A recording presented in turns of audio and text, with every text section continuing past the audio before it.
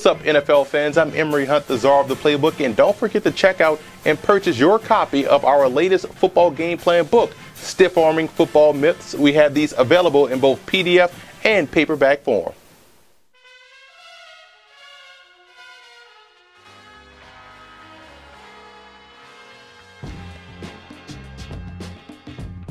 For the Buccaneers in this ball game, you have to attack Brian Hoyer. I think there are some opportunities for Tampa Bay this week, especially on the inside, to get pressure on Brian Hoyer, who I think doesn't particularly handle the blitz very well. So I think you can send an extra guy. You can get creative with your stunts up front, with your defensive tackles, and try to get him either on the ground or force a bad pass. And stopping the running game is first and foremost when you're facing Cleveland. So it's going to take team defense, great team defense, 11 guys to the football, especially versus the outside zone. You have to set the edge, force everything in the box toward Levante David to where he can clean up and make plays.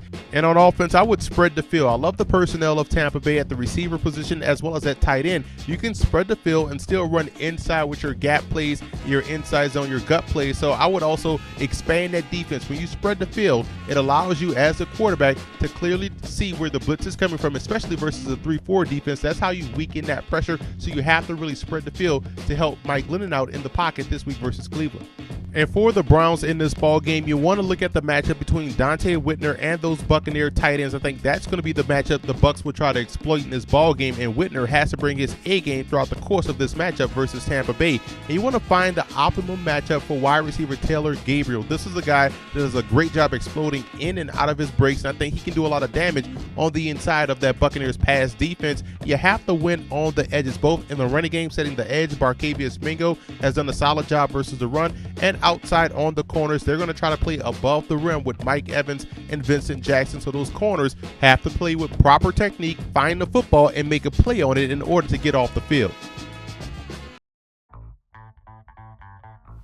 This week versus the Cleveland Browns is going to be important for the Buccaneers to run the football and have some success, have some semblance of balance offensively. And I'm going to show you how they can do so by running away from the trip side of the formation, trying to get everyone to focus on where the ball is not going and going back the opposite way. So showing you what we have drawn up here. Trips formation to the right, tight end on the inside. This is important. And we're trying to draw all of the attention over here because we're coming back this way with the power running game. And what we're trying to do is reach everyone on the outside. Try to get good reach blocks here, good reach block there. We're going to try to work base block here. His job is to get that base block. And we're going to try to get this guy to keep an eye. Play side guard is going to keep an eye on that Mike backer here. We're going to pull him around, lead him around, and hopefully get the first threat, what could be the safety or a free-flowing backer. We're going to work the backside tackle up to the backer, and this is why the tight end is important in this formation on this play. We're gonna try to have him block the 5 tech. We don't want him flying around making a play at or behind the line of scrimmage. Receivers work up to draw coverage away. Simple concept here. Reverse out, hand the football off, about right here. Now you see where the possible cutback lane is. It's all on the running back to read. He can take it outside, follow his blocker around the corner, or if he sees the natural cutback lane here, if the backside tackle is able to get this Mike backer blocked, this guy can shoot through the lane and perhaps get a big gain on the ground. But it will be important for the Buccaneers to have some success running the football, and this is one way they can do so this week versus the Cleveland Browns. We know the Cleveland Browns love to confuse opposing quarterbacks, and they love to apply pressure, and here's one way they can confuse Mike Glennon pre-snap by rotating the coverage post-snap. I'll show you what we're talking about here. You see what Mike Glennon would be looking at pre-snap. It looks like you have man to this side. It also looks like 4 guys are coming. But what we're going to do, we're going to rotate to a zone all the way over. We're going to show cover 3 on this side. We're going to have the safety rob the middle. We're going to show cover 2 basically over here, and we're going to send this backer on a blitz. So what we're doing is trying to confuse him pre-snap to make a predetermined read, and therefore it could put yourself in great position to make a play. So what we're doing as the cadence starts to wind down, we're going to walk this cornerback back, and his job, he has a deep third. So that's going to be his responsibility. So after he's made this predetermined decision that he's probably going to come front side with a fade or something, play the beat man coverage, is going to be wrong. And what we're doing with this backer, he's going to get a buzz and drop back into the curl flat area. Strong side slant up front here, crossing face, and as the cadence starts to wind down, we're going to walk the backer down, and boom, he's coming off the edge. So we're trying to get him to hold the football just a little bit too long because we have a backer coming off the edge. And what we're doing, again, rotating him over. He has half the field. We're going to walk him down.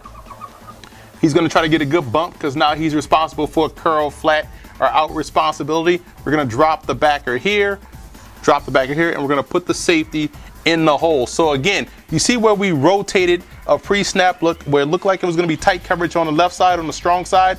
Actually, we rotate the tight coverage to the weak side with the guy coming off the edge, hopefully influencing a bad decision to try to confuse Mike Glennon. If he can't throw an interception, he's going to get sacked if he holds that football just a little bit too long. But this is one way the Browns can have some success in confusing the Buccaneers passing game.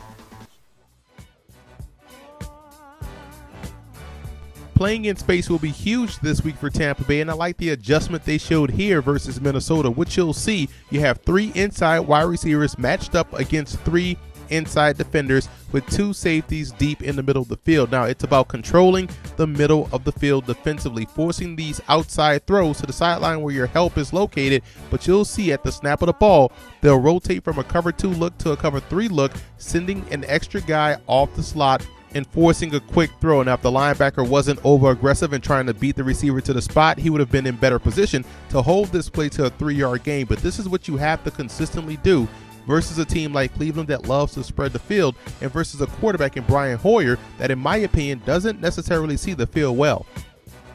Now, for the Browns in this game, I love the way they're able to spread the field with 4 and 5 wide receiver sets. You see right here, this is an empty set, 5 wide receivers. They motion the back out wide, and now that puts the free safety, the deep free safety, the single high guy in the bind. You have 5 potential vertical routes coming your way, your 1 defender. That puts that free safety in a situation where he's going to have too much room to cover from sideline to sideline. So any 2-on-1, 3-on-1, 4-on-1 situation is going to be a win for the Browns. And again, when you spread the field, you put those inside defenders also in the bind. That's your slot defenders right there, your inside backer as well. So spreading the field versus a single high safety is not a good look for defense. Now you see right here later on in the drive, the Raiders went to a 2 high safety look. And again, the Browns spread the field, and now you're able to take advantage of the outside corners. Now you're able to go down the sideline because the safeties are going to be occupied with the middle of the field. So again, when the Browns are able to spread the field, especially with guys that can win those individual matchups on the outside,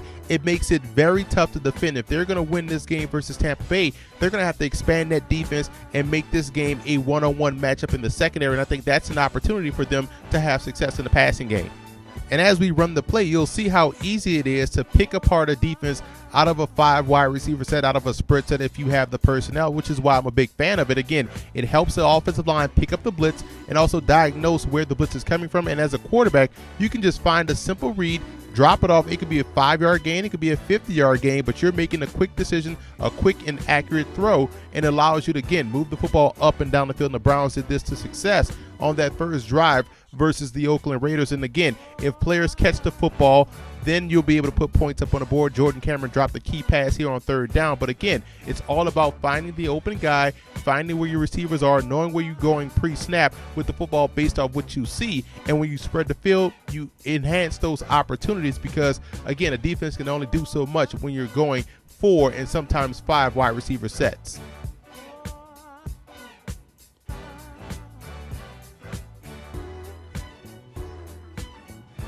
The biggest X factor in this game for Tampa Bay will be quarterback Mike Glennon and what he's able to do pre and post snap from the neck up. He's going to have to understand what he sees pre-snap will definitely change post-snap with this Browns secondary. And speaking of that secondary, they do a great job in matching up one-on-one. They have great talent at the corners that can pick off passes, as well as a very good safety in Tashawn Gibson that does a great job in playing center field. So he's going to have to not only be great from the neck up, but also has to be accurate with the football. Any errant passes versus the Browns will get intercepted.